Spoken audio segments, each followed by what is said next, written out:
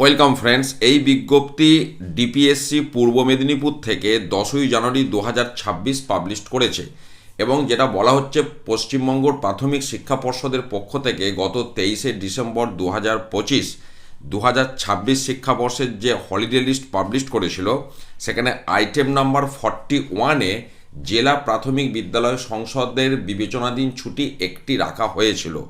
সেই ছুটিটাকে পূর্ব মেদিনীপুর ডিপিএসসি মকর সংক্রান্তি উপলক্ষে সেই ছুটিটি দিচ্ছে এবং সেই বিষয়ে এখানে বিজ্ঞপ্তিতে যেটা বলা হচ্ছে যে মকর সংক্রান্তি হচ্ছে একটি সাংস্কৃতিক ও ঐতিহ্যবাহী তাৎপর্যের স্বীকৃতি স্বরূপ। এটি ঋতু পরিবর্তন, ফসলের সমৃদ্ধি এবং সম্প্রদায়গত সম্প্রীতির প্রতীক হিসাবে একটি প্রধান কৃষি ও ঐতিহ্যবাহী উৎসব হিসাবে শ্রদ্ধার সাথে পালন করা হয়।